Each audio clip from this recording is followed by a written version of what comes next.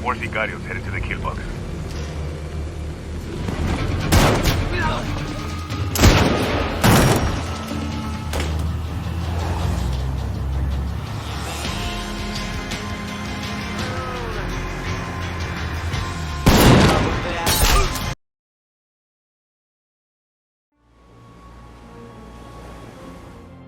Though they were few, Gideon watched. The men who flopped on their bellies and drank. Film diawali dengan diperlihatkan sebuah pemakaman umum. Di sana sedang diadakan upacara pemakaman militer setelah hampir seluruh anggota Navy SEAL tewas dalam sebuah misi. Gideon watched. Kemudian waktu berputar kembali pada 2 minggu sebelumnya.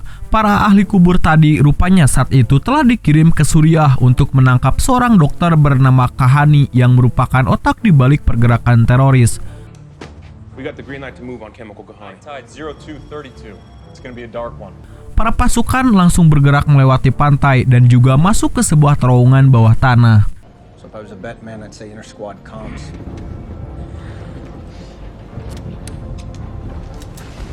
We keep it quiet. In and out. Setelah terus berjalan, mereka baru sadar bahwa ternyata pasukan musuh sudah mengetahui keberadaan mereka. Itu terlihat dari jebakan bom yang sudah mereka siapkan. Dan tiba-tiba... Copy. Good copy. Macron, Fletcher, maintain comms.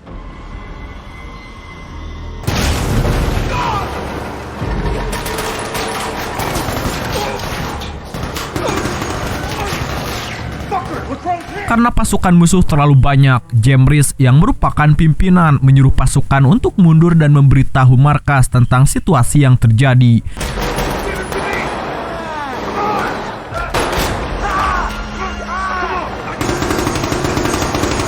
Namun seorang prajurit yang bernama Donnie seperti berhalusinasi, di mana ia kehilangan kendali yang mengakibatkan ranjau-ranjau itu meledak dan membunuh hampir seluruh pasukan.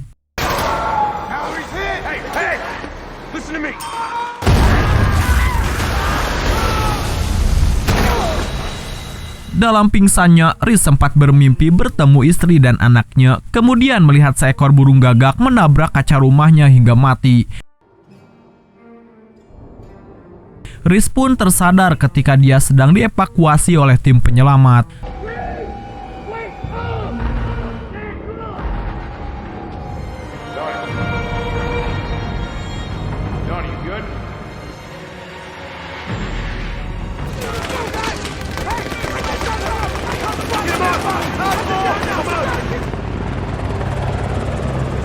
Setelah sampai di Amerika, Riz mengabari istrinya bahwa yang selamat hanya dirinya dan Bujer saja, sedangkan yang lainnya harus kembali ke rahmatullah.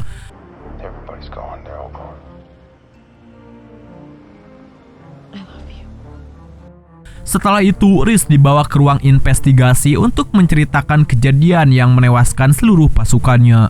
Commander, can you outline the details of your mission?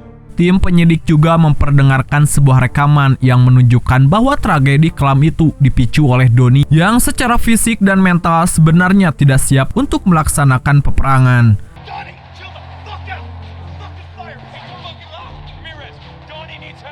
Sebagai komandan misi, Riz menyangka semua isi rekaman itu dan merasa isi rekaman itu telah dirubah. Oleh karena itu, tim penyidik menyangka bahwa Riz masih mengalami trauma mental dan akhirnya harus dirawat di Padepokan Gus Samsudin. Setelah dinyatakan perlu banyak istirahat, di sini Riz malah pergi ke bar untuk minum ciu bersama satu rekannya yang selamat bernama Buzer.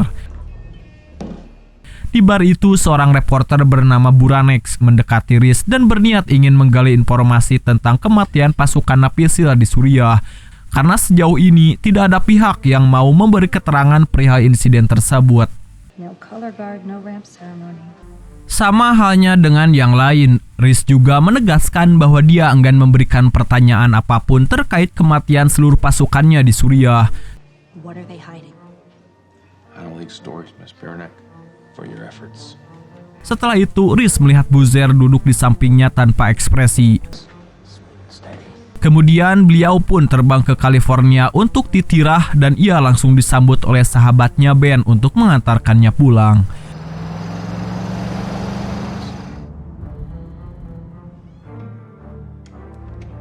Di rumah, Reese langsung dihampiri oleh anaknya Lucy dan istrinya bernama Laura. Laura berkata bahwa dia hanya dapat kabar bahwa Reese mengalami geger otak dan harus banyak istirahat. Good kid. Look at this. Sebelum tidur, Reese kembali teringat pada kejadian di Suriah yang menewaskan seluruh anak buahnya. We're gonna do some stand-up paddleboarding. Sampai keesokan paginya, Reese mendapat kabar mengejutkan dari kantor bahwa temannya Boozer telah ditemukan tewas di rumahnya.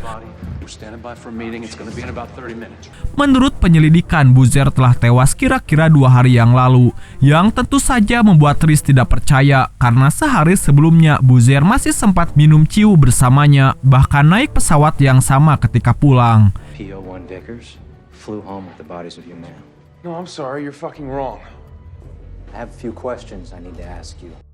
Di markas, Reese kembali mengatakan pada atasannya bernama Pilar bahwa misi terakhir yang dijalani pasukannya seperti misi jebakan dan ada seseorang yang merubah isi rekaman itu. Tapi di sini Pilar tidak mengerti apa yang sebenarnya dikatakan Reese. Namun yang dia tahu sekarang, Reese lagi mengalami geger otak dan harus banyak istirahat. Salah satu tentara yang bernama Howard juga memberitahu bahwa Boozer mati bunuh diri menggunakan pistolnya sendiri setelah disinyalir merasa bersalah dan stres atas kematian rekan-rekannya. Sir, it is my belief that this was a targeted attack on Al, who has the capability to do such a thing. I admire your commitment.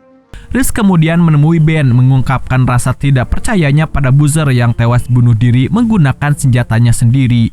Namun Ben hanya menjawab mungkin saja ini adalah sebuah pesan dari Boozer untuk Reese tentang cara berpamitan yang tepat setelah kehilangan semua saudaranya.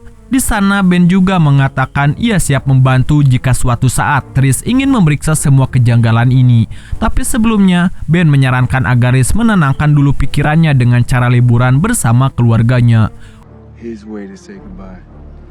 All right, one more beer. Untuk memastikan bahwa penyelidikan itu salah, Reese mencoba mengirim pesan untuk bertanya pada Buranek, seorang reporter yang dulu sempat bertemu di bar, apakah benar ketika itu dia minum sendirian. Scene kemudian berpindah lagi pada acara pemakaman, di mana Reese ikut menerapkan penghargaan bagi para anak buahnya yang gugur di medan pertempuran. Di sana, Bu Menteri memberitahu bahwa Musa, seorang informan yang memberi informasi tentang Kahani di Suriah itu, kini telah tewas. Dia berjanji akan memberitahu Reese lebih dulu jika suatu saat Kahani berhasil ditemukan. I'm putting you in for the Navy Cross. Di perjalanan pulang, Reese curiga dengan mobil warna abu yang terus mengikutinya dari pemakaman hingga sampai ke rumahnya. Do you have any cash for the babysitter? Ia pun menyuruh Laura untuk membawa anaknya, sedangkan dia akan menyelidikinya. Namun setelah diperiksa, ternyata itu adalah si Buranek, si reporter yang diam-diam mengikuti Reese karena tidak ingin diketahui oleh orang lain. Buranek memberikan sebuah fakta bahwa Boozer tewas di hari ketika Reese dan Buranek berada di sebuah bar, yang itu berarti waktu itu Reese minum sendirian dan ia mengalami halusinasi. Setelah mulai ragu dengan dirinya sendiri, Reese kemudian menyimpan pistolnya dan menyatakan pada istrinya bahwa dia ingin berobat. Singkatnya, Reese pergi ke klinik khusus untuk pasien-pasien yang mengalami penyakit otak. Reese selalu dimasukkan ke sebuah alat pemindaian dengan diawasi dokter dari luar ruangan. You're doing great, James. Just relax. Ketika dipindai, Reese lagi-lagi teringat kejadian yang membuatnya trauma hingga sekarang. Setelah selesai dipindai, di sana Reese ditarik seseorang yang berpakaian hitam memakai topeng monyet. Reese berasumsi bahwa mungkin orang-orang inilah yang juga telah membunuh temannya Boozer. Refleks ia pun melakukan perlawanan.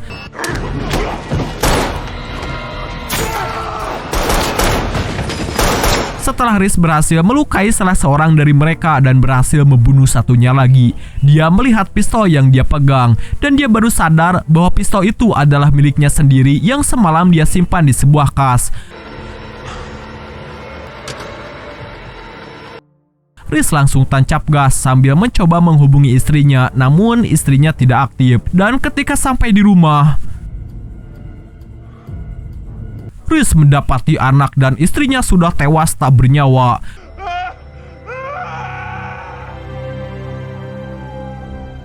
Setelah itu, Riz dimintai keterangan terkait kasus percobaan pembunuhan di rumah sakit sampai kejadian yang menewaskan istri dan juga anaknya.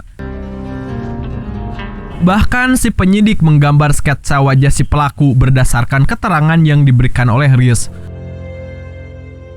Di sini Riz merasa sedih dan terpukul ketika dia mengantar sendiri jenazah istri dan anaknya ke peristirahatan terakhir mereka.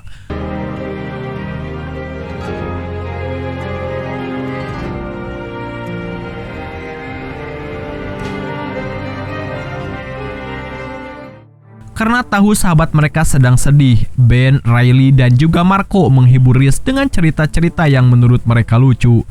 And this one time, I think it was so back when I was in the teams. Don't worry, I'll be good.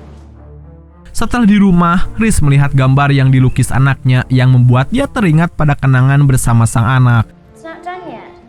Ketika itu pula, dia langsung tersadar bahwa dia sedang berhalusinasi. Keesokan paginya, Riz didatangi oleh Joshua Holder yang disuruh pihak NCIS untuk menyelidiki kasus kematian keluarga Riz. Sedikit info, NCIS itu ialah Dinas Investigasi Kriminal Angkatan Laut yang bertugas menyelidiki keamanan personel, kasus sabotase maupun penipuan perang. Sambil melihat berangkas tempat Riz menyimpan senjata, si Holder berkata mana mungkin seseorang selain Riz bisa membuka berangkas ini, sedangkan berangkas itu bisa dibuka hanya dengan sidik jari Riz. Di sana Riz menjawab, mungkin saja para penjahat itu mengkopi sidik jarinya dengan menggunakan teknologi yang sangat canggih. Dia juga mengingatkan si Holder bahwa Buzzer mati karena dibunuh, bukan mati karena bunuh diri. But we are not downrange, and there's a process back home. Kemudian Riz menemui atasannya Pilar untuk menuturkan keraguannya pada pihak NCIS yang kini sedang menyelidiki kasus kematian keluarganya. Menurut Riz, ini adalah ulah si Kahani yang sengaja mengirim orang ke Amerika untuk membunuh orang-orang yang berhubungan dengan dirinya, entah itu keluarga, sahabat, ataupun kesatuannya. Tapi si Pilar menyangkalnya dan menuduh bahwa ini semua gara-gara Riz yang tidak becus melindungi anak buahnya dan juga keluarganya. Seketika itu pula, Riz langsung tersinggung dan hampir saja membaledog atasannya itu. You're not listening to yourself, Commander. You're right under our noses. Sir, you're not listening. Beruntung atasannya yang lain bernama Chok segera menenangkannya. No, they didn't. Di tempat lain, Buranek menghampiri Holder dan menanyakan investigasi yang dilakukan pihak NCIS terhadap kasus pembunuhan keluarga Riz.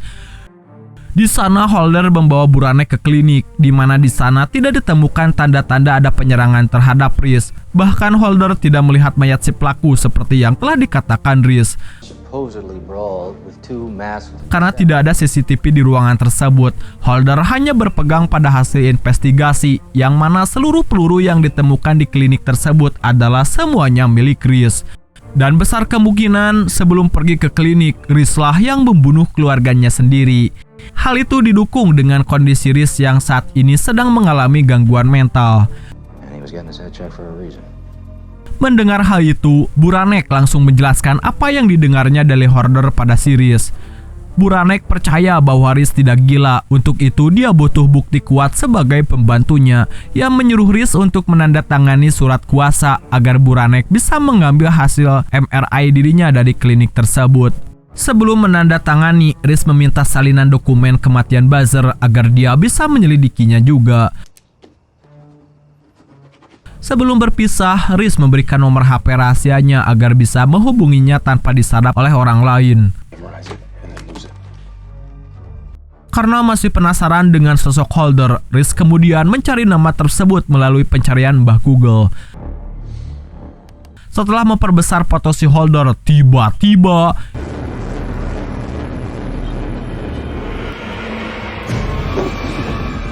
Ia merasakan pusing dan teringat pada kejadian di klinik. Setelah dilihat dengan teliti mata si Holder, ternyata mirip dengan salah satu penjahat yang berusaha membunuhnya di klinik. Karena yakin kalau si Holder ini adalah pelaku pembunuh buzzer dan keluarganya, Reese selalu membawa kertas anaknya, kemudian memasukkan nama Joshua Holder sebagai target buruannya. Keesokan harinya, Reese pergi ke kantor NCIS khusus untuk membuntuti Holder kemanapun dia pergi. Setelah itu, dia menemui Ben untuk memberitahunya bahwa dia telah mendapatkan pembunuh istrinya. Ben sebenarnya tidak terlalu yakin dan memberi Reese obat agar dia tidak merasa pusing. Tapi meskipun begitu, sebagai seorang teman, dia hanya bisa menuruti keinginan temannya itu. This is the fucking trigger man. Tak mau buang-buang waktu lagi, Reese mendatangi sebuah apartemen tempat di mana si Holder tinggal. Di sana ia berpura-pura sebagai calon penghuni baru yang padahal dia sedang mengamati situasi di tempat tersebut. Miller Genti is really a community. What kind of security do you have? Well, Ia lalu memfoto jenis kunci yang dipakai untuk kemudian mempelajari cara bagaimana membuka kunci tersebut. Friendly skies are open. With gas to burn, thought I might swoop by San Diego. Di tempat lain, Buranek dihampiri oleh atasannya yang bernama Jordan karena Buranek belum juga menerbitkan berita mengenai pasukan James yang gugur di medan pertempuran. Jordan menekan Buranek untuk segera menyelesaikan berita itu dalam 24 jam. that's what I'm working on. Did he do it? Kembali ke si Ben yang memberi laporan pada Reese bahwa Holder sudah pergi meninggalkan apartemennya. Reese yang datang dari arah berlawanan langsung memanjat apartemen dan dengan mudah bisa membuka kunci ruangan. Di sana Reese menemukan sebuah laptop, kemudian menyalin data untuk kepentingan penyelidikan. Setelah beres meletakkan kembali laptop itu dengan hati-hati, mengunci pintu, kemudian menghilangkan jejak sidik jari. Namun ketika hendak membuka file itu, tiba-tiba Reese mendapat telepon dari ibu menteri yang menyuruhnya untuk datang ke sebuah tempat karena ada hal penting yang harus dibicarakan. Tapi sebelumnya, Reese terlebih dahulu memberitahu menteri bahwa di anggota NCIS ada seseorang yang dia curigai sebagai mata-mata Kahani. Tapi Bu Menteri menjelaskan bahwa salah satu tujuan dia mengundang Reese kemari adalah untuk menegaskan bahwa Kahani bukan lagi orang yang harus dia takutkan, karena Kahani sudah berhasil diselesaikan. Ungkapan Bu Menteri itu diperkuat oleh sebuah berita yang melaporkan bahwa Kahani dinyatakan tewas setelah bertempur dengan pasukan elit Amerika Serikat.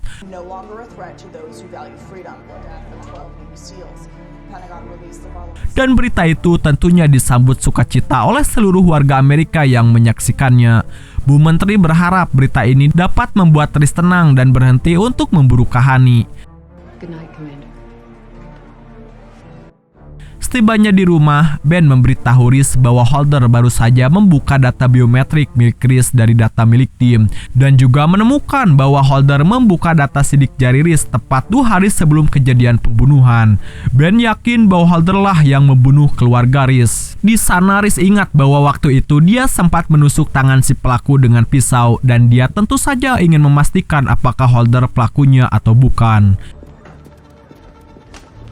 Di tempat lain, Buranek mendatangi klinik Engram untuk membawa hasil pemeriksaan Reese ketika dia diperiksa di sana. Awalnya si petugas menolak, namun ketika Buranek memberikan sedikit pelicin, akhirnya dia mau juga. Kinda need it yesterday.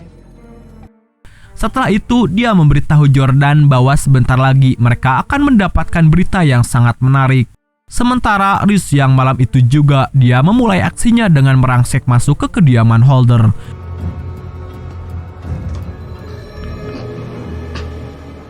Dia langsung mendodongkan pistol ke mulut si Holder yang saat itu sedang tertidur lelap.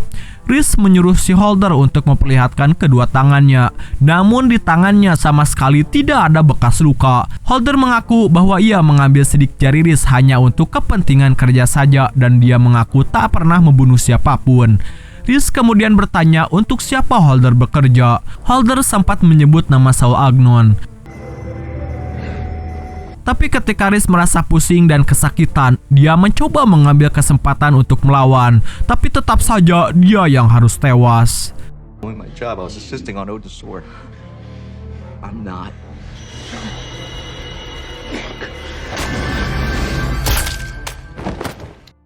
Riz segera melakukan sesuatu agar Holder terkesan seperti mati karena bunuh diri.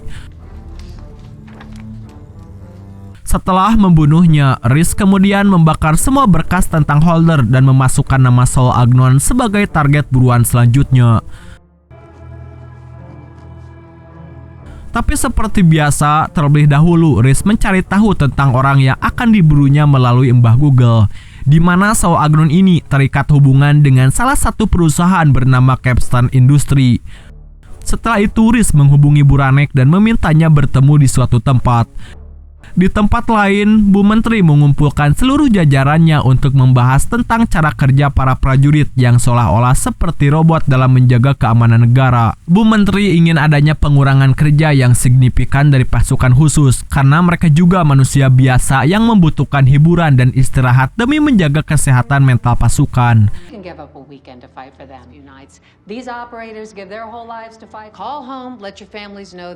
Di waktu yang sama, Riz sedang mempersiapkan peralatan perangnya untuk melakukan misi selanjutnya.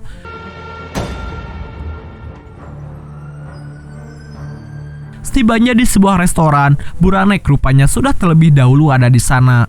Riz menyebut nama Saul Agnon dan perusahaan Capstan Industry, yang mana perusahaan tersebut memiliki nilai aset yang fantastis, dan Riz ingin Buranek membantunya mencari tahu di mana sisa aset dari perusahaan tersebut.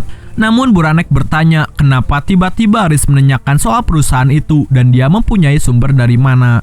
Tapi Riz tidak mau menjawabnya, tapi yang jelas ini tidak ada hubungannya lagi dengan Kahani. Pada saat itu juga, Buranek memperlihatkan hasil MI series yang dia ambil dari klinik Engram. Di sana terlihat bahwa Riz mengalami tumor otak yang mengakibatkan sering sakit kepala. Ahli saraf menyarankan agar Riz melakukan biopsi untuk mengetahui diagnosa yang lebih akurat. Belum juga selesai ngobrol, Riz tiba-tiba melihat seorang pria berkacamata hitam sedang memperhatikan mereka.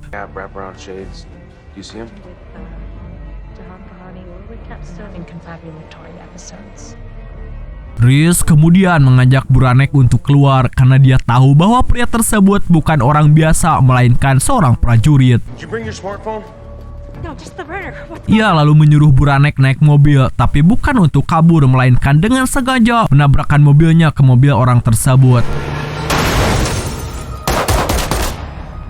Setelah itu Riz menggeledah isi mobil dan menemukan sebuah berkas yang ketika dibuka, berkas itu isinya tentang dirinya yang kini sudah dijadikan target buruan. Sejak saat itu, Riz menyuruh Buranek untuk berpisah sementara waktu karena itu bisa membahayakan nyawa Buranek.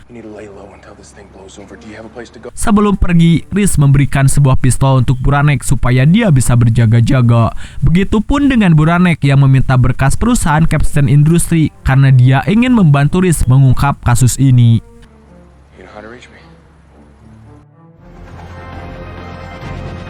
Di lain tempat, kita diperkenalkan dengan seorang pria bernama Steve, yang mana dia adalah pemimpin perusahaan Capstan Industry. Dan Saul Agnon adalah salah satu orang kepercayaan Steve.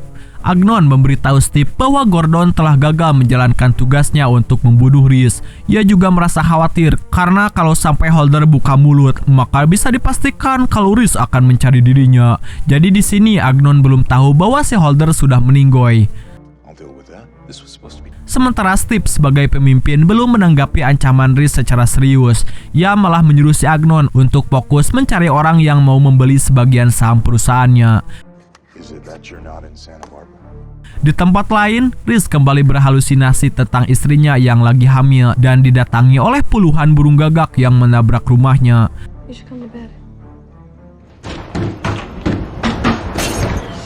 Sampai keesokan paginya, Ben datang memberikannya sebuah informasi bahwa yang Riz bunuh kemarin adalah orang yang bekerja untuk Talos Taktikal bernama Adrian Gordonis. Ben menyarankan Riz untuk bersembunyi sementara waktu karena banyak orang yang sedang mencarinya. Beralih ke lapangan golf, di sana rupanya menjadi tempat kumpul bagi para pengusaha kaya. Man's a genius, you know, but Di sana, Ben juga hadir untuk memata-matai si Agnon yang kini sedang berusaha membujuk si saudagar Elias agar membeli perusahaan Neobellum yang dipimpin oleh Mike. once Capstone came on board, Saya belum tahu tujuan kenapa Steve ingin menjualnya. Yang jelas, Ben terus mengawasi si Agnon sambil memberi informasi pada Rhys. Easy day, brother.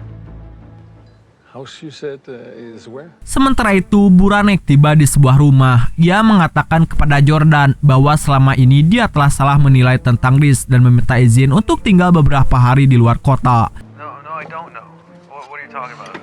Sedangkan di kantor kementerian, salah seorang anggotanya bernama Kartog mempertanyakan kebijakan Bu Menteri kemarin yang mungkin akan menurunkan peringkat militer mereka. Dia juga yakin kontraktor mereka tidak akan menyetujui usulan Bu Menteri tersebut. Tapi Bu Menteri kekeh dan tetap teguh pada keputusannya. Mendengar hal itu, si Kartog langsung menelepon seseorang dan entah siapa yang dia hubungi. This is my legacy. Something's happening out here. It is. Di pihak lain, Saul Agnon sengaja mengadakan sebuah pesta untuk membujuk Elias agar segera melakukan penawaran terhadap perusahaannya Neobellum. Namun, Elias terkesan menunda-nunda penawarannya dan berjanji akan melakukan penawaran esok pagi oleh tim akuisisinya. Proposition by morning. Saul Agnon yang merasa tugasnya sudah berhasil, kemudian membubarkan pesta lalu pergi ke kamar untuk beristirahat. Everybody, you're done. Go. Dan saat itulah, Rhys masuk secara diam-diam.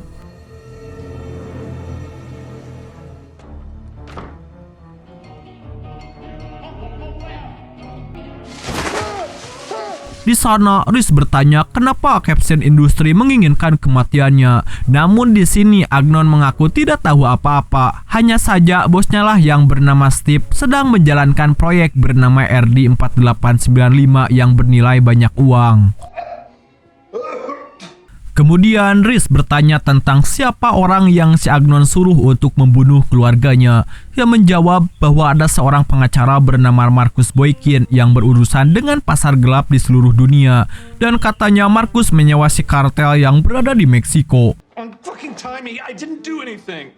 Setelah informasi dirasa cukup, Rhys kemudian menyuntikkan obat agar Saul bisa mati dengan tenang.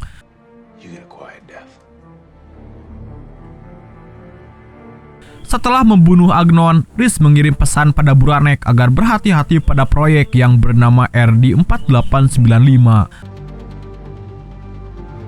Kemudian Rhys memberikan 2 daftar nama pada Ben yang akan menjadi target buruan selanjutnya. Juga Steve akan memberikan jawaban proyek RD4895 dan juga Marcus Boykin yang akan mengantarkan mereka pada pembunuh istri dan anaknya. Steve Horn. He's in San Francisco. Keesokan paginya, Rhys melanjutkan misi untuk mencari pembunuh istri dan anaknya. Tujuan selanjutnya adalah orang bernama Marcus Boykin. Di sana, Rhys menyiapkan senjatanya dari puncak gunung sambil menunggu kedatangan si Boykin.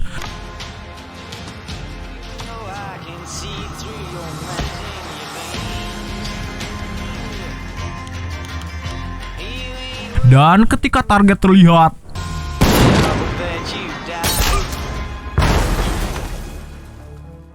setelah itu Rhys mengambil ponsel Boykin dan meretas semua data di dalamnya. Kemudian Rhys berangkat ke pangkalan udara milik sahabatnya Riley untuk berangkat ke Meksiko melanjutkan misi selanjutnya. Sebelumnya, Rhys mengabari Ben terlebih dahulu dan menghapus nama Boykin dari daftar buruannya. Di kantor FBI, seorang agen bernama Anthony sedang menyaksikan video penembakan yang dilakukan Rhys beberapa waktu lalu. Anthony tahu bahwa Rhys adalah orang yang berpengalaman. Itu terbukti dengan banyaknya penghargaan yang dia terima selama Rhys bertugas di medan pertempuran. Hanya saja dia sangat penasaran dengan orang yang berada di dalam mobil Rhys waktu itu. Sementara Buranek sedang menyelidiki proyek RD4895 dan juga perusahaan-perusahaan lainnya yang terkait dengan Capstone Industry. Namun tiba-tiba ada suara pintu diketuk dan itu adalah Brian, saudara kandung Buranek yang rumahnya dia tempati untuk kepentingan penyelidikan. Di tempat lain, Steve sedang mengadakan rapat dengan para pemimpin perusahaan terkait situasi sekarang yang bisa dibilang kurang ideal setelah di Washington terjadi relokasi di semua sektor. Hal itu jelas berdampak pada Elias yang kembali menunda rencana pembelian perusahaan Neobellum karena dianggap itu adalah investasi yang beresiko. Good luck with the VP search. Steve menyuruh semua rekannya untuk bersabar dan tetap berusaha untuk melakukan penjualan. Di sini Mike mengaku kepercayaan dirinya terhadap Caption Industry mulai goyah setelah polisi menemukan jarum suntik di tempat Saul Agnon terbunuh. Di sini perusahaan Neobellum tidak mau terjun pada bisnis perang dan akan menolak pebisnis jika proyek yang ditawarkan tidak ada di pasaran. Kembali ke Reese dan juga Riley yang telah sampai di Meksiko, yang mana mereka langsung disambut oleh sahabatnya Marco dan istrinya Paula. Oh, Paula. Nice to see you, James. When you have a shooter like Grease on the ranch. Malam harinya, Reese bertanya pada Buranek lewat pesan apakah dia sudah menemukan petunjuk tentang RD-4895. Namun Buranek menjawab bahwa ia belum mengetahuinya, tapi dia yakin kalau yang mengidap tumor otak bukan hanya Reese saja, tapi seluruh anak buahnya yang dulu ikut ke Suriah. Keesokan paginya, Reese kembali mengalami pusing. Ketika tersadar, Ben sudah ada di sana dan Marco memberitahu tentang anak buahnya yang berhasil mengetahui orang yang diduga telah membunuh istri dan anaknya. Di tempat lain, Anthony beserta agen FBI lain menyambangi kediaman Buranek karena diduga Buranek terlibat jauh dalam beberapa kasus akhir-akhir ini, mulai dari kematian si Holder, Saul Agnon, dan juga yang terakhir Gordon. Buranek berkata bahwa seharusnya pihak FBI memeriksa perusahaan Caption Industry yang telah membuat satu peleton pasukan terkena tumor otak. Dia sangat yakin bahwa Reese tidak membunuh keluarganya, lagi pula untuk sekarang dia tidak tahu di mana posisi Reese berada. Sebelum pergi, Anthony memberikan Buranek sebuah kartu nama agar secepatnya melapor jika suatu saat dia bertemu dengan Reese. Di Pentagon, Katrog yang berniat akan masuk kantor tiba-tiba dihampiri oleh Steve untuk mengajaknya bicara. Steve mengaku bahwa bisnisnya sekarang merasa terganggu dengan kebijakan budget baru yang diajukan oleh Bu Menteri dan juga anggota Dewan Pryor yang merupakan salah satu pengambil keputusan. Maka dari itu, Steve meminta Katrog untuk membawa si Pryor datang kepadanya. Protect my investment, you understand? Was for information. That's right. Sementara itu di lereng gunung, Reese dan rekan-rekan lainnya sedang membahas tentang orang yang bernama Nahafas yang diyakini sebagai pembunuh keluarganya. Diketahui si Nahafas ini bekerja untuk beberapa kartel dan juga seorang pembunuh bayaran yang kejam, dan saat ini tangannya sedang terluka. Di sana, Aaron, salah satu anak buah si Marco, memberi saran untuk menyerang Nahafas diam-diam agar mereka tidak terjadi kontak fisik dengan pasukan musuh. Namun Reese menolak karena justru dia ingin menunjukkan bahwa si Nahafas telah berurusan dengan orang yang salah. Tapi Ben menyarankan agar sebaiknya misi ini dilakukan oleh mereka berdua saja. Tapi Marco dan yang lainnya tetap ingin membantu karena bagi mereka ini adalah perang melawan kemungkaran. Namun Reese malah loyo dan akhirnya pingsan. Menurut dokter, tumor yang ada di otak Reese kini tumbuh semakin cepat dan memerlukan waktu 4-6 bulan untuk penanganannya. Karena merasa sudah tidak ada waktu lagi, akhirnya Reese memutuskan untuk memaksakan meskipun sedikit migrain. Karena besok dia akan tetap ikut dalam misi membunuh orang yang telah membunuh keluarganya. Setelah semua orang pergi, Paula langsung menghampiri Reese dan berpesan jika besok Reese selamat dari kematian, dia meminta agar Reese tidak kembali lagi ke tempat ini. Karena seharusnya ia tidak melibatkan suaminya ke dalam perang pribadinya karena dia belum siap untuk menjadi seorang janda.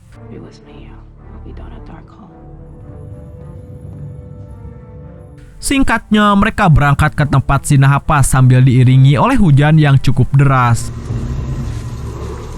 Di sana Ben mengalihkan perhatian dengan menekan alat komunikasi sehingga musuh terpancing untuk mendekat.